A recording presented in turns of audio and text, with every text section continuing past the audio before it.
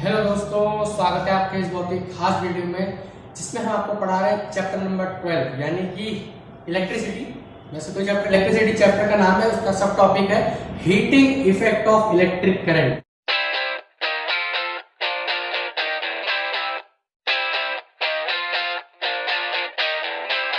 पढ़ेंगे heating effect of electric current. तो let's get started. Okay, हम लोग फोर्स ओम्स को माफ कीजिएगा ओम्स लॉ तक पहुंच गए थे। ओम्स लॉ के आगे मैंने उसको कुछ न्यूमेरिकल्स कराए थे। किन किन फैक्टर्स पे आपका रेजिस्टेंस वेरी करता है, रेजिस्टेंस सीरीज में होगा तो कैसे जोड़ा जाएगा और अगर पैरेलल होगा तो कैसे जोड़ा जाएगा, वो सब मैंने आपको अपने पिछले लेक्चर में बता दिया है। अगर आप लोगों ने वीडियो नहीं देखी है, यूट्यूब पर टाइप कीजिए वरदान क्लासेस, आपको वीडियो मिल जाएगी। ओके, तो चलिए स्टार्ट करते हैं हम लोग। हमारा यहाँ पे क्या कॉन्सेप्ट है, heating effect of electric current, यानी कि इलेक्ट्रिक करंट की वजह से किसी भी कंडक्टिंग मटेरियल में अगर कोई भी हीट प्रोड्यूस हो रही है, यानी कि इलेक्ट्रिक करंट की मदद से अगर किसी भी इलेक्ट्रिक अप्लायंस में हीट प्रोड्यूस हो रही है, तो उसी को हम जानेंगे कि वो कैसे प्रोड्यूस होती है। ओके, देखिए अब एक छोटा सा न्यूमेरिकल समझिए। हीट अगर जनरेट हो रही है तो यहाँ पे कोई ना कोई करंट भी हो रहा होगा। देखो इलेक्ट्रिक करंट बोला है तो करंट होता क्या है, Q अपॉन T। करंट क्या होता है, Q अपॉन T। ये I होता है, I equal to Q upon T होता है। करंट फ्लो हो रहा है तो Q अपॉन T हो गया। बहुत बढ़िया। अब बात आती है कि current into potential difference. Current into potential difference क्या, इनटू I। ठीक है, ये हो गया हमारा रेजिस्टेंस के इक्वल होता है। ये हो जाने के बाद फिर यहाँ पे हमारे पास एक तीसरी चीज क्या निकल के आती है, Q अपॉन T। हमारे पास क्या बनेगा, I। तो ये सब किसके इक्वल हो जाएगा, P के। तो यहां से P हो जाएगा VI के इक्वल। P यहां पे डिनोट होता है इनपुट पावर से। किससे, इनपुट पावर से। किससे डिनोट होता है, P इनपुट पावर से। यहां पे हमने इनपुट पावर क्यों लगाया है, इनपुट पावर इसलिए लगाया क्योंकि अगर आपका वर्क हो रहा है तो दो पोटेंशियल के बीच में हो रहा होगा। वर्क हो रहा है, अगर हो रहा है तो वर्क क्या होता है, फोर्स इनटू डिस्प्लेसमेंट। डिस्प्लेसमेंट अगर हो रहा है तो दो टर्मिनल्स के बीच ही होगा डिस्प्लेसमेंट। एक पॉइंट शुरू करोगे, दूसरे पॉइंट पे खत्म करोगे, उसका डिस्प्लेसमेंट होगा। तो इसीलिए पोटेंशियल डिफरेंस मैंने यहाँ पे V लगा दिया, क्योंकि उसका डिस्प्लेसमेंट कितना आएगा, V तो आएगा। पोटेंशियल डिफरेंस होता है वायर्स के बीच में, तो उसका यह आएगा V। और करंट कितना फ्लो हो रहा है, ये क्या हो जाता है हमारा पावर इनपुट। ओके, और पावर इनपुट है अगर, तो यहां पे आपका हीट प्रोड्यूस होगा। अगर पावर इनपुट आप लोग दे रहे हैं, पोटेंशियल डिफरेंस एंड डिस्प्लेसमेंट हो रहा है करंट का, तो उसमें हीट भी जरूर प्रोड्यूस होगी। हीट अगर प्रोड्यूस होगी तो यहां से आपका हो जाएगा ये V। और यहां पे अगर हम इस पावर में टाइम और मल्टीप्लाई करते हैं, यानी कि कितना पावर दे रहे हैं हम कितने टाइम में, यानी कि कितना पावर दे रहे हैं हम लोग कितने टाइम में, भी हो जाएगा V इंटू I के इक्वल। क्योंकि कितना पावर हम लोग दे रहे हैं कितने, तो ये हो जाएगा आपका heating effect of electric current. यही चीज होगी आपकी। तो यहां तक आपको समझ आया होगा। अगर हम पावर में टाइम और मल्टीप्लाई कर दें, पावर में कितनी पावर हम कितने समय के लिए दे रहे हैं, वो हमारा क्या हो जाएगा, heating effect of electric current, जिसको हम डिनोट करते हैं H से। तो ये हो जाएगा V इंटू I। ठीक है, V इंटू I के साथ यहाँ पे आ जाएगा T, जो टाइम हमने दिया था, तो T टाइम यहाँ पे आ जाएगा हमारा।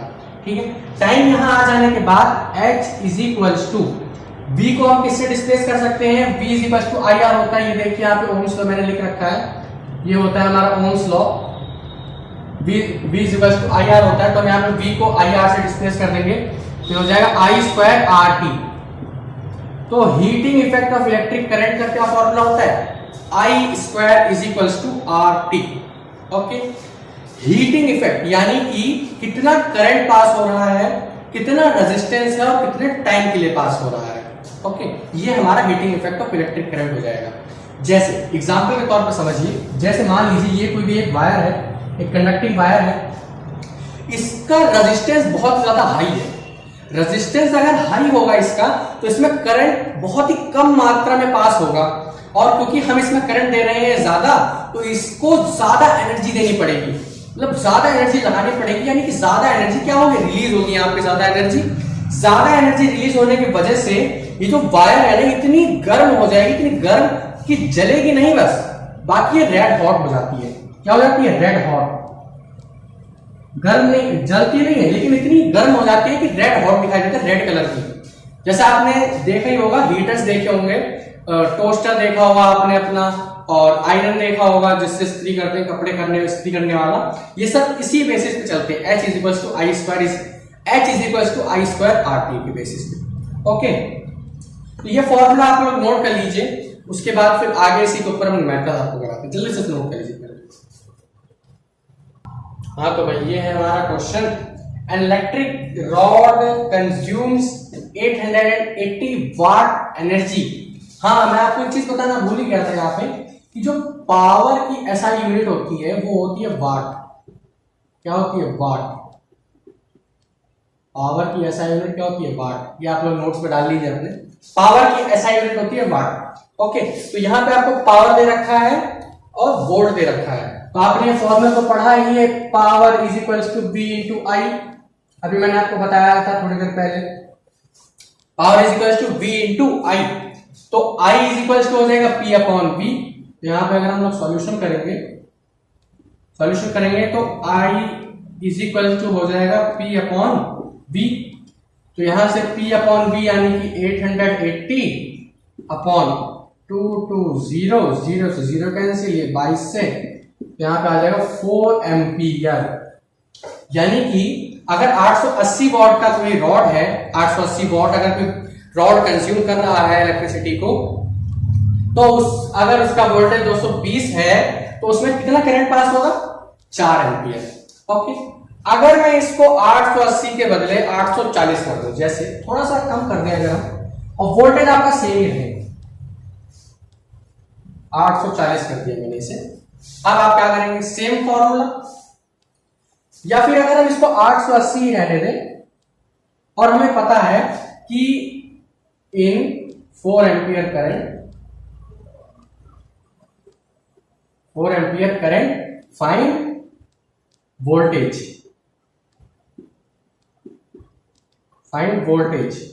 ठीक है। हमने थोड़ा सा मिसमैच कर दिया है क्वेश्चन को, तो यहां पे हमें क्या फाइंड करना है इस बार? वोल्टेज। तो वोल्टेज इज इक्वल टू कितना हो जाएगा? ये इधर आ जाएगा, P अपॉन आई आ जाएगा। ओके, तो P अपॉन आई यानी कि 880 अपॉन 4, तो यहां से कितना आ जाएगा? 220 वोल्टेज।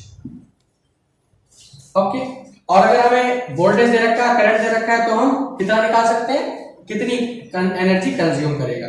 ठीक है, इस क्वेश्चन को नोट कर लीजिए, वैसे तो बहुत सिंपल सा न्यूमेरिकल है। इसके बाद फिर heating effect of electric current का आपको क्वेश्चन करा, पहले से नोट कर लीजिए जल्दी से। ओके, हाँ जी भाई, तो ये है हमारा question. 100 joule of heat is produced each second in a 4 ohm resistance, find PD. PD यानी कि पोटेंशियल डिफरेंस। ओके, आपको पोटेंशियल डिफरेंस निकालना है। कैसे निकालेंगे? पहले तो कॉल करके ट्राई कीजिए। हो गया? चलिए हम लोग करते हैं इसे, हम लोग करेंगे इसे। कैसे करेंगे? देखिए, हमारे पास रेजिस्टेंस दे रखा है, यहां पे एक साइड में लिख लेते हैं। रेजिस्टेंस हमें दे रखा है 4 ओम का, 100 जूल हमें दे रखा है, यानी कि हीट की एसआई यूनिट कितनी होती है? 100 जूल। ठीक है, हीट हमें दे रखी है। तीसरी चीज हमें क्या दे रखी है? ईच सेकंड, यानी कि टाइम हमें कितना दे रखा है? 1 सेकंड का। 1 सेकंड का टाइम दे रखा है, हमें 1 सेकंड के निकालना है। ठीक है, और क्या दे रखा है हमें? बस यही सब दे रखा है। और हमें यहां से क्या निकालना है? Potential difference. लेकिन आप लोग देखिए, इन दोनों में से किसी भी फॉर्मूले में अगर हम पुट करें तो हमें पोटेंशियल डिफरेंस नहीं मिलेगा। तो हमें पोटेंशियल डिफरेंस का फॉर्मूला मालूम है, V इज इक्वल टू होता है क्या? IR। V is equal to क्या होता है? IR। तो अगर हम इस फॉर्मूले से I निकाल लें तो हमारा V निकल आएगा, क्योंकि R तो हमें पहले से गिवन है।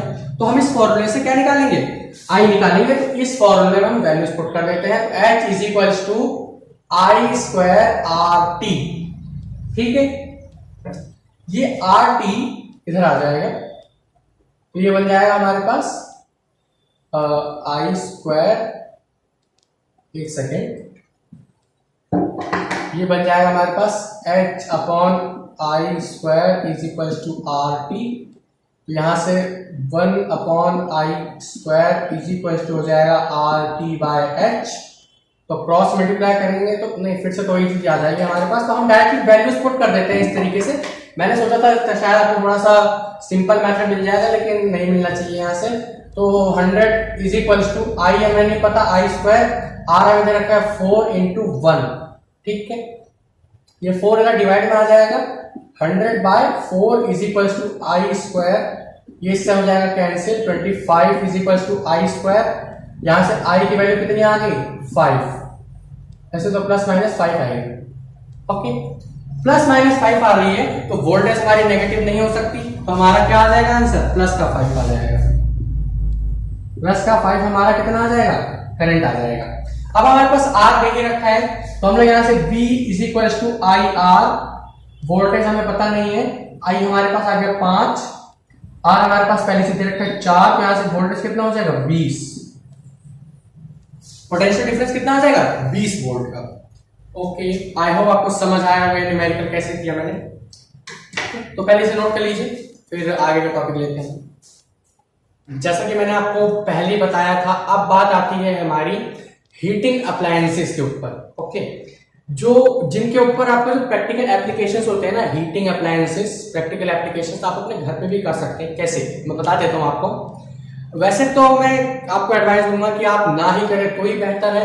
बाकी अगर आप लोगों के अंदर ज्यादा ही कोई खुजली है तो आप लोग कर सकते हैं उस एक्सपेरिमेंट को, ठीक है। आप लोग अपने घर में रॉड है आपके पास, जैसे पानी गर्म करने वाली जो रॉड होती है ना, रॉड है आपके पास, आपका आयरन है, आयरन जो इस्त्री करते हैं जिससे हम कपड़े, ओके, क्या, और हीटर है, टोस्टर है, ऐसी कोई भी चीजें हैं जो गर्मी देती है, यानी रेड हॉट हो जाती है, बस जलती नहीं है, ठीक है। आप उन सब से ये काम कर सकते हैं।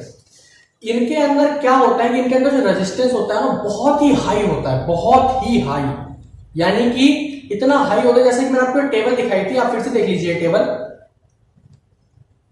ठीक है। ये टेबल आपने देखी, इसमें आपने देखा कॉपर का कितना होता है -6 मीटर, यानी बहुत ही कम रेजिस्टेंस होता है इसका, तो बहुत ही कम, यानी कि हीट आसानी से पास होगी कॉपर का। तो कॉपर की ये सारी चीजें नहीं बनाई जाती, ठीक है। जैसे आपने टंगस्टन देखा होगा, टंगस्टन जो फिलामेंट, जिससे जो पुराने बल्ब आते थे पहले येलो कलर के, उनके जो टंगस्टन फिलामेंट होता है, उनका मेल्टिंग पॉइंट इतना हाई होता है, इतना हाई कि वो ज्यादा गर्मी होने पे भी नहीं पिघलते। मैं आपको बताऊं कि 3380 डिग्री सेल्सियस उसका मेल्टिंग पॉइंट होता है। तो सोच लीजिए आपने बॉइलिंग पॉइंट कहां पे होगा उसका, कितनी भी आप उसे हीट दे दो, ना ही पिघलेगा ना ही उबलेगा, ना ही पिघलेगा ना ही उबलेगा, ओके। इन दोनों में से कुछ भी नहीं होगा, क्योंकि मेल्टिंग पॉइंट उसका इतना हाई है, ओके। तो ये थी कुछ चीजें। अब बात समझिए आप लोग, जैसा आपने इलेक्ट्रिक अप्लायंसेस का पढ़ लिया, इलेक्ट्रिक अप्लायंसेस में यही 4-5 मेथड्स आते हैं। ये सब किसके बेसिस पे काम करते हैं, heating effect of electric current, okay. इसके बाद जब अगला चैप्टर पढ़ेंगे ना, magnetic effect of electric current, तब उसमें अलग बात करेंगे, ओके। उसमें भी सारी इलेक्ट्रिक अप्लायंसेस ही आएंगी, लेकिन इलेक्ट्रिक अप्लायंसेस कौन सी आएगी ये थोड़ा सा सरप्राइज है। अगर आप लोगों ने पढ़ रखा है तो वेरी गुड, नहीं पढ़ा है कोई बात नहीं, जब हम लोग स्टार्ट करेंगे तो आप लोग को बाय कॉन्सेप्ट वाइज सारी चीजें बताएंगे, ओके। तो आपने सारी चीजें पढ़ ली। अब आपकी लास्ट में बात आती है किसकी, इलेक्ट्रिक पावर की, इलेक्ट्रिक पावर की। तो इलेक्ट्रिक पावर की बात आती है तो ये आपने पढ़ा ही होगा, P is equal to V I, P is equal to V I. तो यहां से यह आपका चेंज हो जाएगा P is equal to V I है, ओके। तो P is equal to V I अभी हमने पढ़ा था क्या होता है। अब हम यहां पे कुछ वैल्यू सब्स्टिट्यूट करेंगे, ध्यान से देखिएगा। जैसे P इज इक्वल टू, हम लोग यहां पे I को चेंज कर देंगे, सॉरी V को चेंज कर देंगे, तो ओम्स लॉ के हिसाब से V इज इक्वल टू क्या होता है आई आर, ठीक है। तो यहां से I चेंज करेंगे तो क्या बन जाएगा आई स्क्वायर आर, क्योंकि हम यहां पे V की वैल्यू पुट करेंगे तो ये आई आर लिखा जाएगा, I R I into I square, और आर हमारे पास बच जाएगा। अब यहां से आई की वैल्यू क्या हो जाएगी V अपॉन आर, आई की वैल्यू कितनी बन रही है V अपॉन आर। तो यहां से हम लोग यहाँ पे आई की वैल्यू पुट करेंगे तो हो जाएगा V का स्क्वायर अपॉन आर का स्क्वायर इंटू आर, तो एक आर से एक आर हो जाएगा कैंसिल, तो हो जाएगा P is equals to V upon R। ठीक है, आए समझ में कैसे हुए।